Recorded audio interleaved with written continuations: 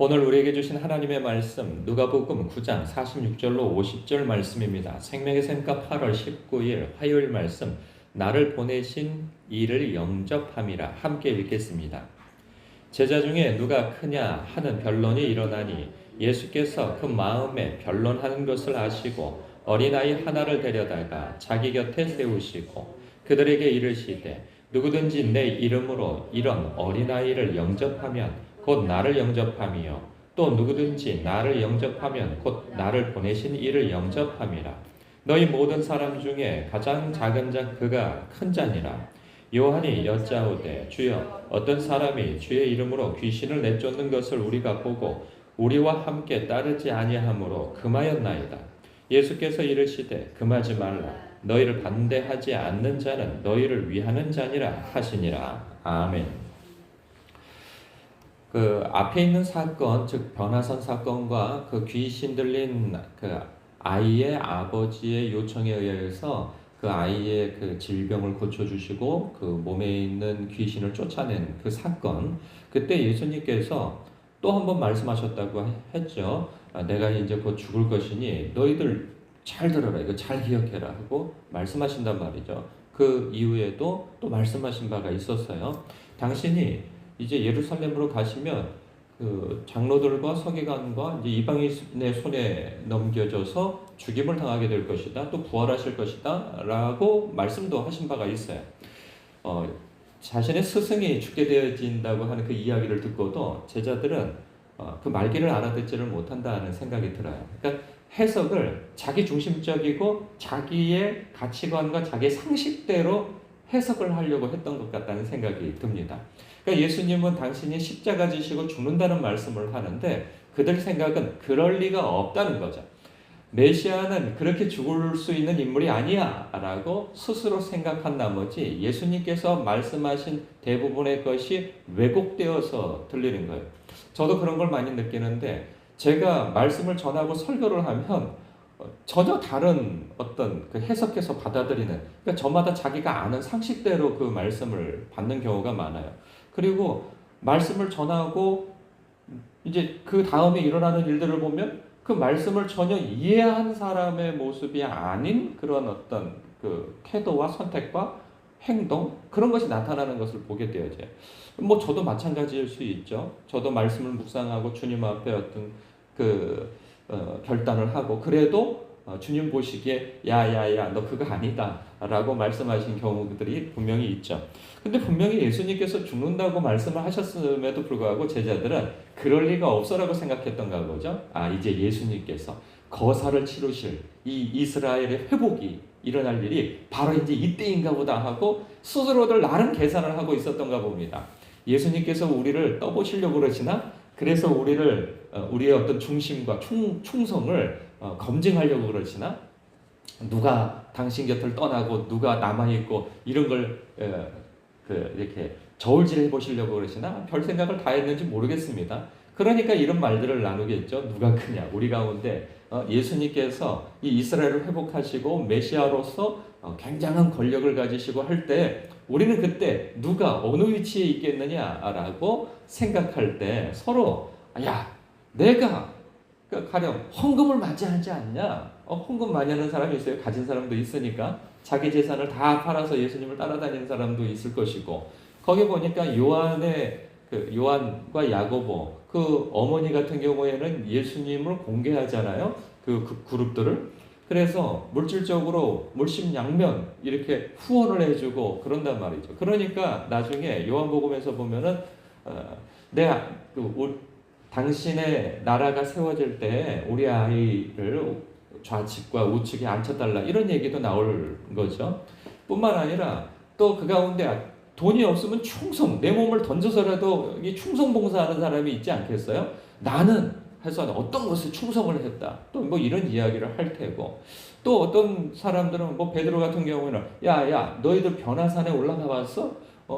야 예수님이 나를 특별하게 생각하신다고 너희들은 안 데려가도 나는 아이가 죽는 그 현장에도 예수님께서 데려가 주셨고 나는 또 예수님께서 그 변화산에도 가서 난 모세와 그 엘리야도 본 사람이야 하고 뭔가 영적 체험에 대해서 강조를 했겠죠. 그러니까 나는 영적 체험도 했고 그리고 예수님과 가깝고 뭐 이런 이야기를 했겠죠. 또 어떤 사람은 굉장히 어떤 심부름을 많이 할 수도 있겠죠. 그 12명 가운데에서. 그래서 나는 예수님의 심부름도 많이 하고 나는 너희들도 이렇게 많이 섬겼고 그러니까 무엇인가 자기가 열심히 하는 것에 대한 그 지분을 얘기하면서 내가 나중에 뭔 한 자리를 하더라도 예수님께서 이 자리를 주시겠지라고 서로 다투었던가 봅니다.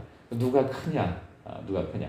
그러니까 예수님께서 너희 모든 사람 중에 가장, 그러니까 다른 이 세상에서 어떤 사람이 크냐 이런 변론이 아니고 우리들 가운데 내가 더 크다, 내가 더 영적 체험이 있다, 내가 더 성숙하다. 자꾸 이런 것에 대해서 내가 성경을 너보다 더 많이 읽었다, 내가 기도를 너보다 몇 시간 더 많이 한다. 이런 것이 자신의 영적 어떤 성숙의 그 기준과 어떤 정도라고 생각을 하는 거죠. 그러니까 내가 더 크다라고 하는 이야기를 자꾸 이렇게 이야기를 하는 거예요.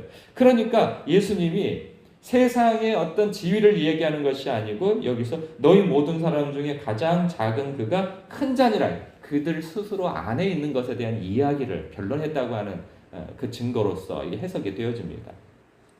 그러니까 예수님께서는 그거 다 부질없다, 그 쓸데없는 그 도토리 키재기하지 말아라. 내 나라에서 가장 큰 자는 너희 가운데에서 너희 사람 중에 가장 작은 그가 나에게 큰 자다라고 말씀하시는 거죠. 근데 이 말씀은 보통 알아듣기가 쉬운 게 아니에요. 어려워요. 제자들도 이 말을 알아듣는데 시간이 많이 걸립니다. 예수님이 앞서서도 하나님의 거꾸로 된 나라를, 세상과 다른 거꾸로 된 나라를 수도 없이 말씀했음에도 불구하고 그들은 여전히 이거 가지고 변론을 하고 서로 간에 누가 더 크냐, 누가 더 신앙이 있느냐, 누가 더 하나님과 가깝냐, 이거 가지고 싸움을 한단 말이에요. 그러니까 서로 멸시를 하고 서로 이렇게 뒤꿈치를 올려서 키가 내가 더 크다 가지고 막 이렇게 키재기를 하고 있는 거죠. 하나님의 나라는 작은 자가, 섬기는 자가, 그런 자가 크다는 거죠. 이 1세기 때에는요, 섬기는 자는 결코 큰 자가 아닙니다. 오늘날도 마찬가지죠. 오늘날은 그래도 이 기독교적 세계관과 정신이 많이 보편화되어져서 뭐 섬기는 리더십, 뭐 이런 얘기 많이 나오거든요. 그래서 일반 사회에서도 섬기는 게 몸이 많이 배어 있어요. 리더십 가운데. 그런데 1세기 때는 그런 게 아니에요. 1세기 때에는 섬기는 자는 누구만 섬겨요? 힘없는 자, 약한 자, 그러니까 그리고 지위가 낮은 자, 노예들, 그러니까 이러한 자들이 섬기는 거죠. 그들은 결코 사람으로도 보지 않는단 말이죠. 그러니까 그런 사람들이 마땅히 자기의 그 낮아짐으로 인하여서 나의 큼을 드러내주기 위해서 섬기는 것이지 그들이 뭐가 커요? 결코 클 수가 없는 거죠. 그 비굴하고 비참하고 그러한 인생인 거죠. 그런데 예수님은 전혀 다른 세계를 말씀하시는 거죠. 내 나라에서는 섬기는 자가 큰 자요, 낮은 자가 으뜸이다 라고 말씀하시네요. 그러니 너희들도 낮은 자를 보면 무시하면 안 된다, 함부로 판단하면 안 된다, 그들을 높여줘야 된다. 너희보다 더 높게 여겨줘야 된다. 내 나라의 법은 그러하다 말씀하시는 거죠. 근데 쉽지는 않습니다. 우리는 그 이해했다고 생각하지만 우리의 삶 속에서 이것을 이런 하나님의 나라의 세계관을 가지고 가치관을 가지고 산다는 것은 정말 쉽지 않다는 생각을 참 많이 합니다. 그러니까 대뜸 이제 화제를 바꾸기 위해서 요한이 얘기를 합니다. 요한이 여짜오되 주여 어떤 사람이 주의 이름으로 귀신을 내쫓는 것을 우리가 보고 우리와 함께 따르지 아니하므로 금하였나이다. 참 저는 요즘에 너무 가슴 아픈 장면을 많이 봅니다.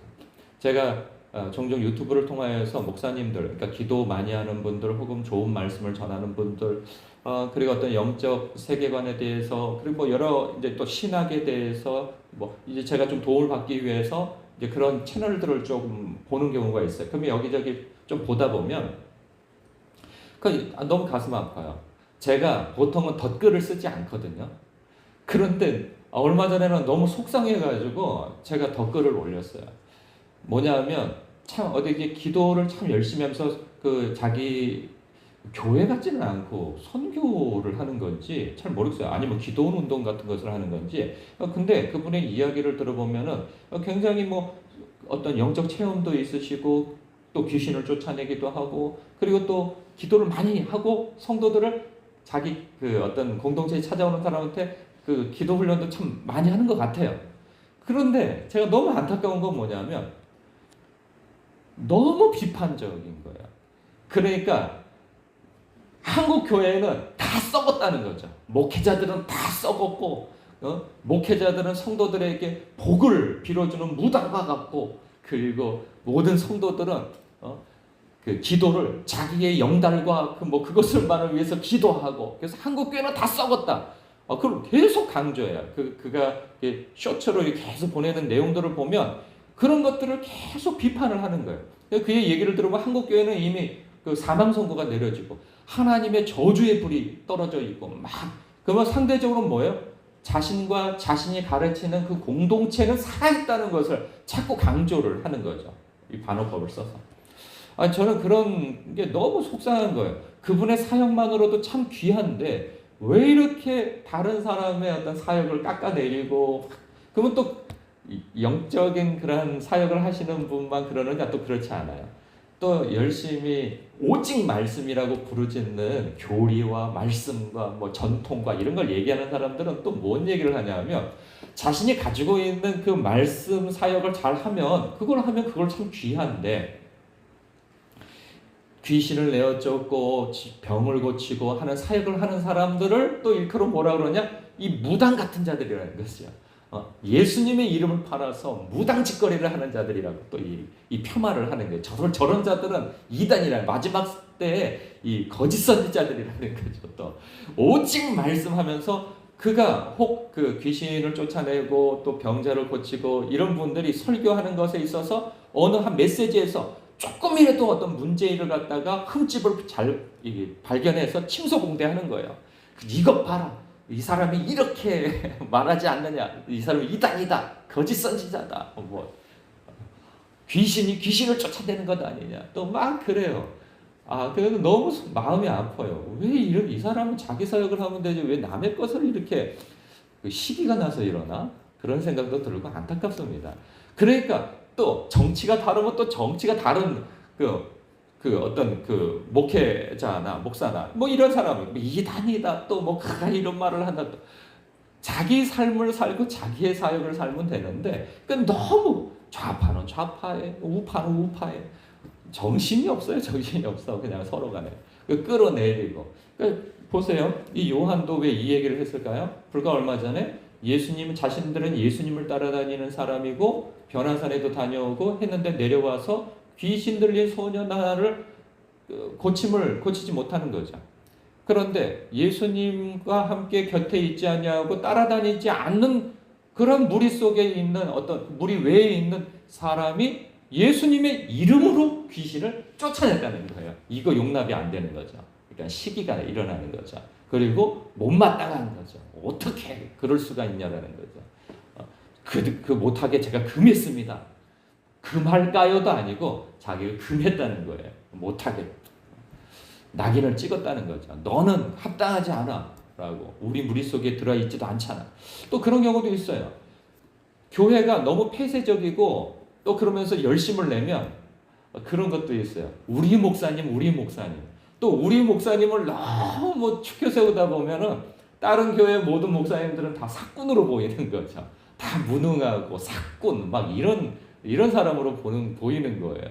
그리고 인정을 하지 않게 되죠. 우리 교회 외에는 다른 교회에는 구원이 없는 것처럼 막 이렇게 너무 자부심이 많다고 보면 이런 경우도 생겨난다는 것이죠. 옳지 않습니다. 옳지 않아요.